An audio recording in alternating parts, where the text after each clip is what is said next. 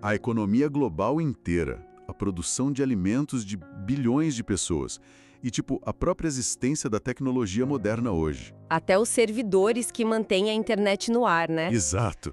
Tudo isso dependendo de uma passagem de água lá no Oriente Médio que tem só 21 quilômetros de largura. Nossa, é muito estreito. É um absurdo de estreito. E aí, se o Estreito de Hormuz fechar amanhã, o mundo moderno, pelo menos da forma como a gente conhece, tem cerca de 90 dias antes de um colapso em cadeia. Pois é, esse é o alerta daquele vídeo que viralizou absurdamente nas últimas semanas, encabeçado por aquele especialista econômico. A tese central dele é que as tensões geopolíticas estão prestes a acionar um gatilho, de fome global e escassez tecnológica sem precedentes. E o nível de detalhamento desse alerta é exatamente o que tem capturado a atenção de tanta gente. É o que gera essa onda quase palpável de ansiedade. Sim, com certeza. E é bom a gente já estabelecer logo de partida o terreno que a gente está pisando aqui nessa imersão. Perfeito. Porque essa análise que a gente vai debater hoje menciona líderes específicos, táticas militares bem complexas. Até decisões de ex-presidentes de nações poderosas, líderes do Oriente Médio, né? Exatamente. E o nosso papel aqui não é de forma alguma tomar partido. A gente não está aqui para apoiar a nação A ou a nação B, nem entrar em debate partidário de esquerda ou direita. O nosso foco é isolar a matemática pura da coisa, os dados estruturais, reportar o que está na fonte para entender o tamanho real dessa fragilidade do nosso sistema. Até porque a nossa missão verdadeira nesse mergulho de hoje não é brincar de analista militar tentando adivinhar a data de um conflito. Com certeza não.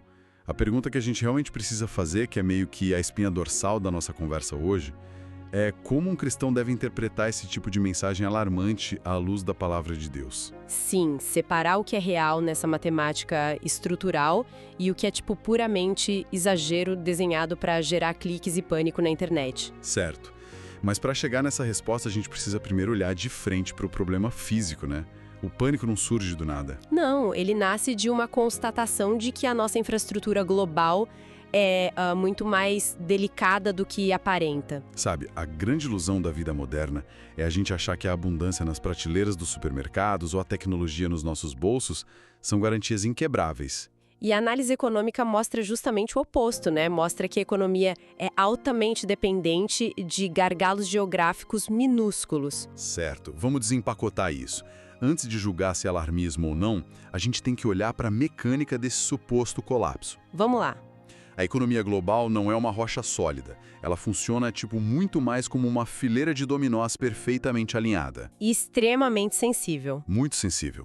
E o primeiro dominó, como a gente falou na introdução, é o Estreito de Hormuz.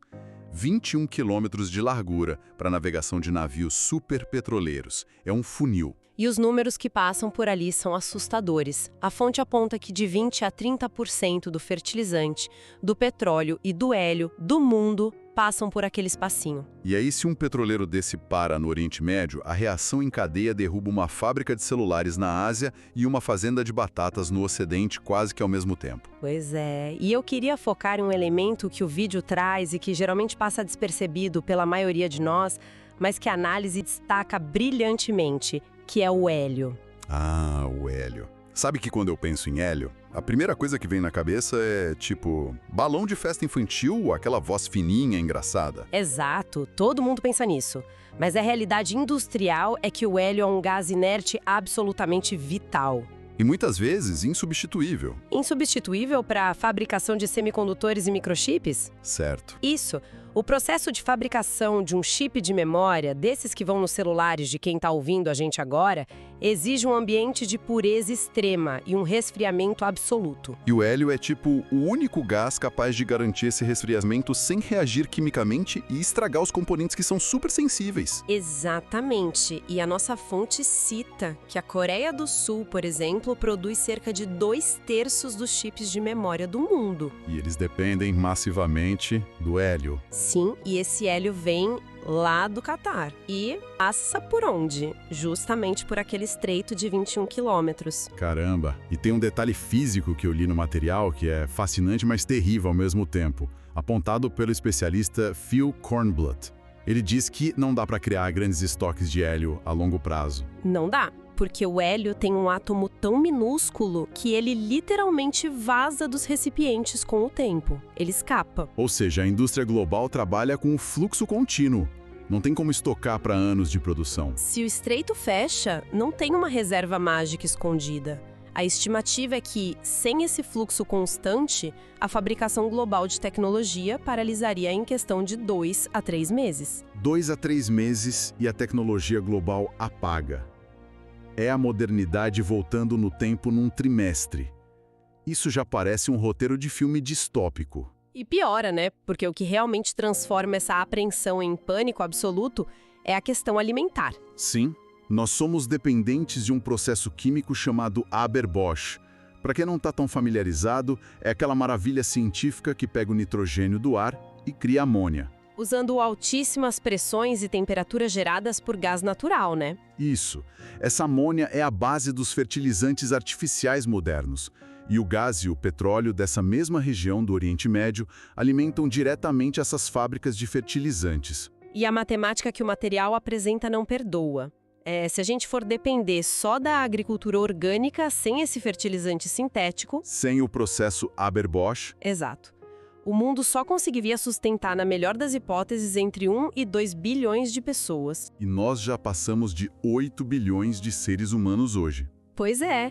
Se o mundo perde ali de 20 a 30% da sua capacidade de produzir fertilizantes num bloqueio... O resultado não é só comida um pouco mais cara no mercado. O resultado, de acordo com as projeções, é a perda total da capacidade de cultivo, gerando uma fome global, numa escala que a história moderna nunca viu. Em poucos meses, as plantações simplesmente não teriam os nutrientes para crescer no volume que a humanidade precisa. E os cenários da fonte que poderiam causar esse bloqueio são sombrios. Eles descrevem umas 5 possibilidades de guerra, mas 2 me deixaram chocado. Quais foram? Uma é a destruição intencional de toda a infraestrutura de extração do Golfo. O impacto seria tão violento que cidades inteiras que dependem de dessalinização de água, como Dubai... Nossa, Dubai ficaria inabitável. Inabitável. E o aeroporto de lá, que é um dos maiores hubs do planeta, pararia completamente, estrangulando toda a aviação. E o outro cenário é a chamada doutrina Sansão. Essa eleva a atenção a um patamar existencial mesmo. Espera, essa nomenclatura, doutrina Sansão, isso soa exatamente como a história bíblica de Sansão, não é? Aquele que empurrou as colunas do templo e derrubou tudo em cima dele e dos inimigos? É exatamente dessa história que vem o termo. Tipo um país puxando o mundo inteiro pro abismo junto com ele? No contexto militar moderno, sim. É a teoria de que uma nação que tem armas extremas, se ela se ver na iminência de uma derrota inevitável e de destruição total, ela decidiria usar todo o arsenal. Contra múltiplos alvos globais. Isso. A lógica diz: se nós vamos cair, o mundo cai com a gente. Isso desencadearia um colapso em cadeia, destruindo praticamente a civilização moderna. Mas, olha, tem um ponto dessa análise do especialista no vídeo que me parece... meio contraditório. Eu preciso jogar essa bola para você. Pode jogar. De um lado, a gente está falando de um colapso brutal por falta de coisas físicas. Falta fertilizante, falta energia, portos bloqueados. Sim, escassez física. Do outro lado, esse mesmo especialista usa a teoria do Joseph Schumpeter e afirma que a inteligência artificial vai causar uma retração econômica massiva em breve, eliminando até 50% dos empregos. Forçando a ideia de uma renda básica universal. Exato. Mas como essas 2 crises acontecem ao mesmo tempo? Sabe, a humanidade vai ser destruída porque falta recurso físico ou porque a IA ficou eficiente demais? O mundo está desmoronando de todos os lados ao mesmo tempo. Por de tanta ansiedade. Parece que o mundo está sendo esmagado por 2 placas tectônicas diferentes, sabe? Faz todo sentido. A infraestrutura física está por um fio por causa de brigas antigas por território, enquanto o sistema socioeconômico está sendo atropelado por uma inovação puramente tecnológica. Para o cidadão comum, a sensação é que não tem para onde fugir, né? Se o navio não parar de trazer comida, o algoritmo toma o teu emprego no mês seguinte. É sufocante. E ao ver esse nível de instabilidade implacável, fomes iminentes, desemprego, ameaças bélicas, A reação natural da sociedade secular é o pânico absoluto. E é bem aqui que a gente precisa mudar as lentes dessa imersão. Ao ver esse nível de fragilidade, como a Bíblia trata tudo isso? O que é fascinante aqui é notar o contraste da reação. Para quem lê com atenção o texto bíblico, nada disso é uma surpresa. As nossas fontes remetem lá para o Evangelho de Mateus, capítulo 24. Ah, o famoso sermão profético. Exatamente. Muito antes da gente sequer sonhar com semicondutores e cadeias de suprimento, Jesus já tinha delineado um quadro super claro. Ele alertou sobre fomes, pestes, terremotos e instabilidade global. Ou seja, a instabilidade não é um acidente de percurso. Não é. E tem uma frase que a gente precisa fixar bem aqui. Nem toda crise é o fim, mas toda crise aponta para ele. Essa frase é muito forte. Nem toda crise é o fim, mas toda crise aponta para ele. Porque o texto de Mateus usou o termo princípio das dores, fazendo uma alusão clara a contrações de um parto, sabe? Isso, sim. E uma contração indica que o processo começou, mas a primeira dor não significa que o bebê vai nascer no minuto seguinte, né? Exato. E a incompreensão desse processo que abre a porta para um dos maiores perigos para a mente cristã moderna hoje. O alarmismo espiritual. Nossa, o alarmismo é tipo uma indústria focada em monetizar o pânico das pessoas. Perfeito. É aquele produtor de conteúdo que assiste a um vídeo sobre o Estreito de Hormuz e imediatamente vai gravar cravando datas. Em 3 meses tudo acaba, colapso total, fome global iminente. E isso gera uma ansiedade que adoece quem está assistindo. Muito. A Bíblia sempre foi taxativa, né? Quanto ao dia e a hora, ninguém sabe. Mas mesmo assim, o que a gente vê de conteúdo usando linguagem extrema para forçar engajamento é triste. Porque o medo funciona, né? Mas olha, o medo grita urgência, mas Deus trabalha com soberania. O alarmismo tenta forçar decisões desesperadas e focadas na autopreservação. Enquanto a visão bíblica traz calma, né? Mas deixa eu dar um pushback aqui. Vai lá. Deixando a teologia de lado só com um segundo. Se o especialista lá do vídeo estiver rigorosamente certo, ele cita que a Austrália e a Índia podem ficar sem suprimentos rapidamente. Fatos econômicos reais. Fatos.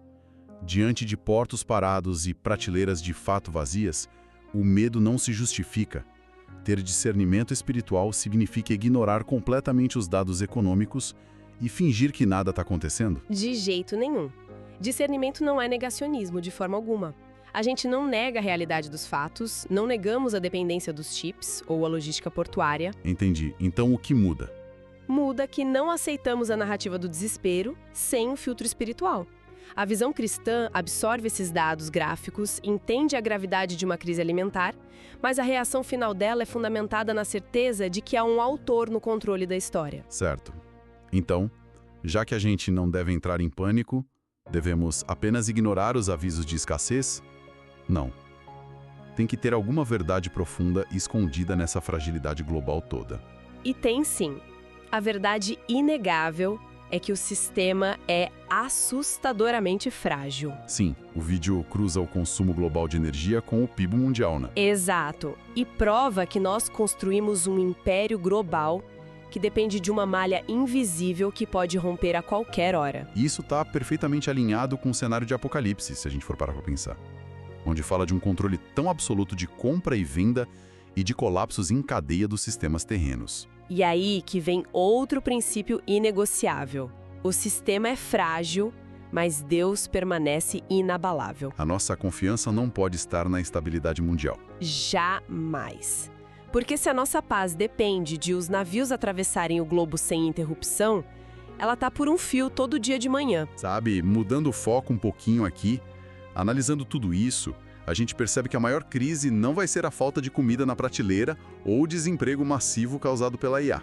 Não vai ser. A verdadeira escassez será de outra natureza. Exato. A verdadeira escassez será espiritual. Provações intensas, uma pressão gigantesca sobre a fé das pessoas. Sim, é importante frisar isso. A maior escassez será de fidelidade, não de alimento. O foco bíblico sempre foi na resiliência da alma diante da crise externa. Eu gostei de uma analogia aqui. A fonte menciona aquele galão vazio de 20 litros de petróleo para ilustrar a perda de energia. Ah, sim, aquele exemplo visual. Imagina alguém estocando dezenas desses galões no quintal, enchendo a despensa com comida para 5 anos. Tudo isso de esforço material não adianta de nada se a fome real que chegar for de resiliência espiritual. Com certeza. É literalmente como você gastar rios de dinheiro fortificando as portas e janelas de uma casa, colocando blindagem, quando a fundação da casa está lá embaixo desabando, podre. Quando a terra ceder, a porta blindada vai afundar junto. Uma analogia perfeita. O materialismo preventivo sem base espiritual é inútil no fim das contas. Pois é, então conectando tudo isso de forma prática, a gente já entendeu a fragilidade física do mundo e já vimos qual é a verdadeira batalha espiritual. Certo. Qual é, afinal, o plano de ação para quem está acompanhando a gente nessa imersão? A resposta bíblica, segundo as fontes que a gente analisou, ela se baseia de forma bem equilibrada em 4 pilares. O primeiro é a vigilância espiritual. O famoso vigiar e orai, que não significa consumir notícia ruim o dia inteiro, mas vigiar o próprio coração. Contra a ansiedade e o pânico, né? E o segundo? Uma vida de santidade. O terceiro é a sabedoria prática. A Bíblia sempre exaltou o preparo inteligente. Olha o exemplo de José no Egito. Verdade, José é o exemplo clássico. Ele não ignorou o aviso da crise. Ele não cruzou os braços e ficou só orando esperando o trigo cair, né? Ele armazenou os recursos de forma incrivelmente sábia, mas sem nunca deixar a fé de lado. E isso nos leva à questão da autossuficiência que o vídeo sugere. O especialista lá fala que as pessoas deveriam buscar autossuficiência instalando energia solar, cultivando a própria comida para sair do sistema. E não tem nada de errado nisso, é prudente. Mas o quarto pilar bíblico diz que a confiança inabalável deve estar em Deus. O não andeis ansiosos. Isso. A verdadeira autossuficiência é, na verdade, depender do Senhor. A gente chega num ponto de equilíbrio fundamental aqui. Preparação sem pânico, fé sem passividade. Sensacional. Preparação sem pânico, fé sem passividade, construir o celeiro como José, mas sabendo que é Deus quem manda a chuva. Exatamente isso. Bom, isso nos traz para o nosso fechamento e eu queria levantar aqui uma grande questão reflexiva, bem direta para todo mundo que está com a gente hoje. Qual é a pergunta? Se uma crise real de fato começasse hoje, a maior preparação estaria no campo espiritual ou apenas na dispensa material e financeira? É uma pergunta que vai na raiz do problema, porque crises podem vir. O mundo financeiro e logístico pode sim tremer sob os nossos pés. A história está aí para provar. Tá aí. Mas a conclusão redentiva disso tudo é que o povo de Deus não foi chamado para viver dominado pelo medo. Nós vivemos sustentados pela fé. Porque no fim das contas, independente de hélio, IA ou rotas marítimas, o nosso sustento não vem do sistema global. Vem do Senhor. Vem do Senhor. Sempre veio e sempre virá. Mensagem essencial. E olha, se você que está acompanhando essa imersão achou que essa conversa trouxe uma perspectiva importante, não esquece de se inscrever e ativar o sininho para não perder os nossos novos conteúdos. Vale muito a pena. E a gente também convida vocês a entrarem na nossa comunidade Até a Última Página. O link está aqui na descrição do vídeo. Os debates lá estão sensacionais. E para encerrar de vez a nossa análise de hoje, eu queria deixar um pensamento provocativo baseado naquilo tudo que a gente discutiu. Manda ver. A gente viu que a falta de apenas um elemento, minúsculo e invisível, o hélio, pode paralisar a tecnologia do mundo inteiro. Em poucos meses. Pois é.